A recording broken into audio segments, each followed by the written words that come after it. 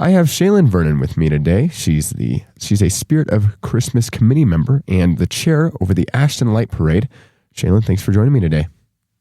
Good. Appreciate you being on the call with us today. This is going to be great. Yes, I'm looking forward to it as well. So, Shaylin, for listeners that may not know who you are or just your role with what's going on, tell us a little bit about your time and the roles that you have and just the responsibilities that you are kind of over.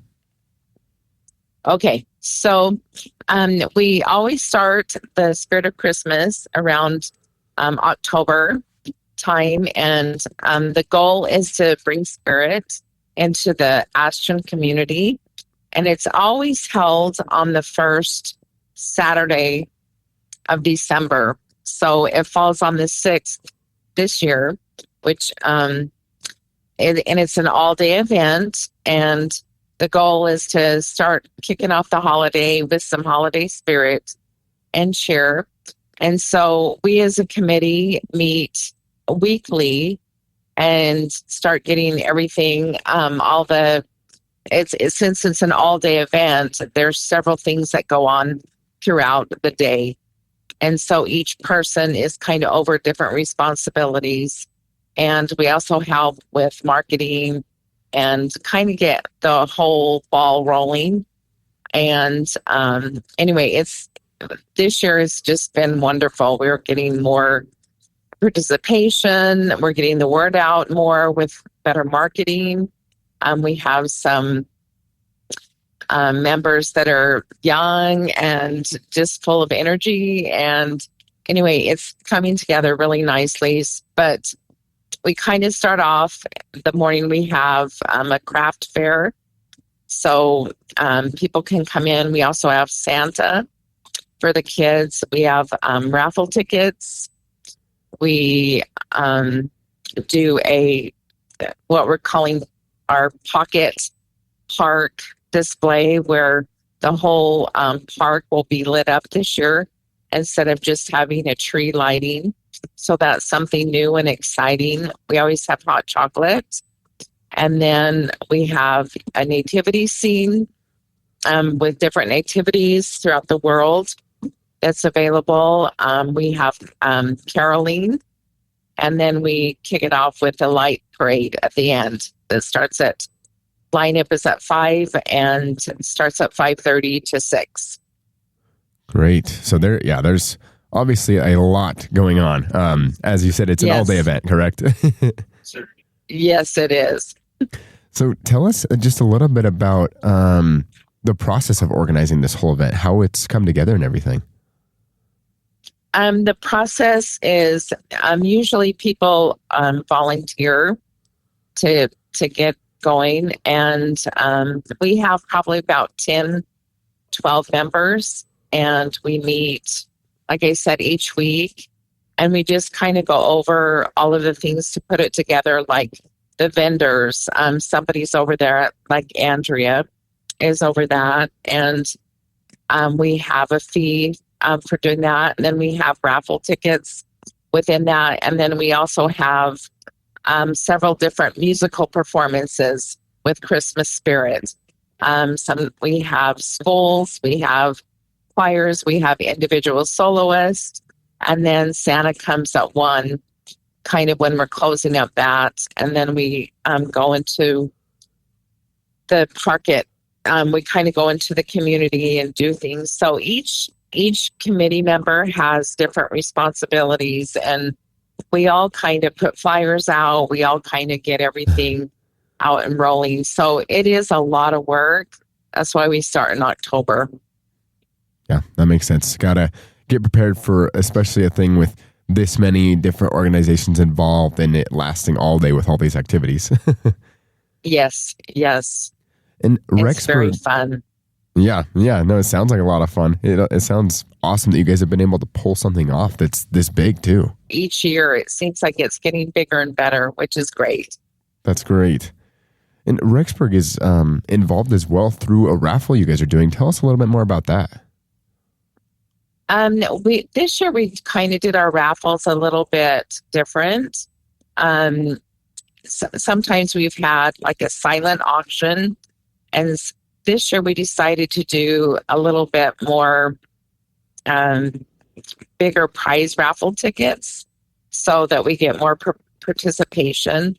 And so there are different vendors or different businesses that are donating their products or time or different things. And I'm not really sure who is all of the vendors or all of the raffle tickets, but I know that there's some really spectacular ones because we've been working on that, and that is done by an individual in our group. And so I'm not sure all that's being raffled on that yet because we've had a good participation of that. Awesome. And how long has this event been going on? I moved to Ashton about 10 years ago, and it was going on then. And when I moved in, I wanted to be involved with the community. And one of my neighbors was over it and asked if I would like to participate. And I said, I absolutely would. And so I know this has been a generation thing. It's been going on for years and years and years. I don't even know when it actually, the first time it began. So, hey, that's all right. That's great that it's been going on for so long, though. So tell us a little bit about just kind of the overarching goal, because there's a lot that goes into this. What's I guess the main goal that you guys have by putting this event on? The main goal is to promote, kind of to start off the holidays with more of a cheer, being more service-minded, being more, like we have. So when we receive tickets and things like that, and we receive monies, part of it is we give back to the community. So there's always a surplus. We keep so much to keep the ball rolling each year. But like, for example, last year, there was a high number of need for feeding people in our communities and surrounding communities with the food bank. And so we had a surplus, and we were able to donate over $1,000 back to the food drive in order to help feed. And sometimes we've done it for individuals where they have high needs. Like there's a lot of one year there was a family that their mom died, and there was a lot of things. So we gave to them. So it's kind of a service oriented to help those in the community and give back, but it also promotes holiday cheer and just starting off the community so that we're more in the spirit of giving and Christmas. That is great. So what has been the overall, maybe if there is one, the favorite part from the community when they've come and done this event? Oh, there's so many. I think people have always loved we used to have the tree lighting, and we'd always have somebody come and carol and do some Christmas melodies, and they've loved that. And we serve cookies and hot chocolate, and the communities donate that. Different churches donate their time and the chocolate and cookies, either they're homemade. So that's always been a big hit. People love the, vendors and stuff so that they can buy gifts for Christmas. They're usually homemade items. So that's always been a big hit. And then I think one of the favorites is the light parade at the end. And each year it's getting bigger and better. We used to just have tractors, but most of the farmers have their tractors put away for the winter. Mm-hmm. So we decided to open it up to do trailers, people put their quads, they decorate their cars.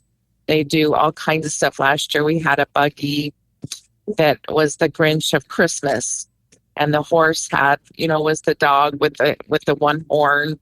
and it was just adorable. And we always kicked the parade off with Santa and his sleigh. So, and it just gets bigger and better every year. We're super excited and of the participation and the growth. That's great. No better way to kick off the parade than with Santa, right? Yes, absolutely. So if you're kind of making an invitation out to the community, but also just people in the area, Shaylin, why should people come out to this event? Oh, I think there's a lot of good things that helps people in the community, whether financially, it also helps with spirit. It also, you get things out of it. I know each time that I get ready to do the parade, it's exciting. There's so much joy and happiness that goes in that. And we also give back, and those who participate get a gift certificate from one of the local either businesses. We have them from all of them, and they donate. And a lot of them we do purchase, but everybody gets something in return for giving their time and spreading holiday cheer. And each year the floats get better. They just put more time and effort into it. And I think it just brings happiness and joy this time of year. And that's kind of the goal of Christmas is, joy and thinking of others, service, love. And I just think it just brings that, and it brings so much excitement for the children and the community. Thank you for sharing that. So Shaylin, also, are there any maybe new activities that you guys are doing this year that you haven't done in the years past?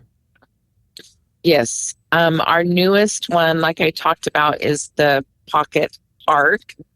And it's a little tiny park that's by 511 Main. And it's down on Main Street. And it's just a little tiny park. And we've always just had a Christmas tree lighting ceremony. And then, like with the caroling and stuff like that. But this year we decided to open that up and decorate the whole entire park.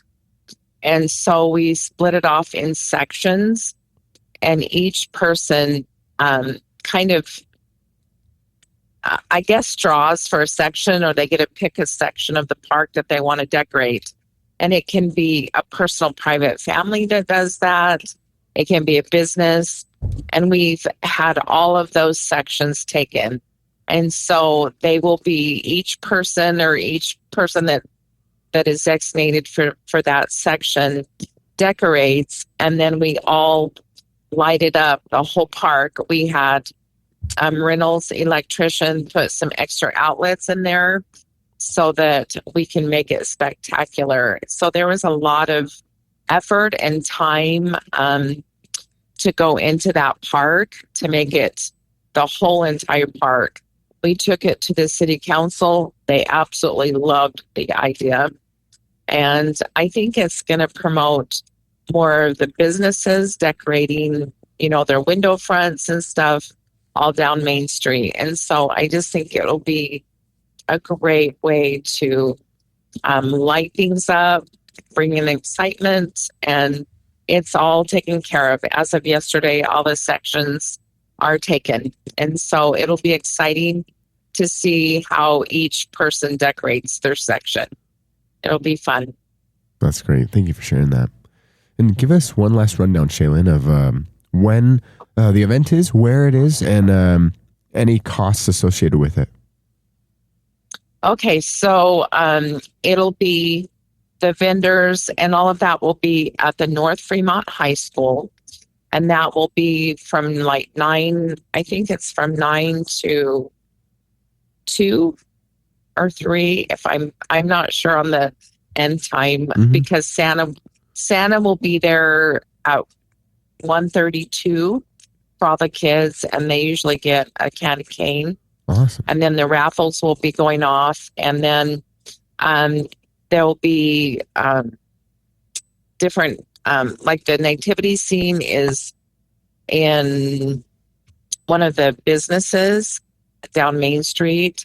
Main Street will be lit up, and then the Pocket Park. We'll start right there, and then it'll end off with the parade that will be down Main Street. Awesome.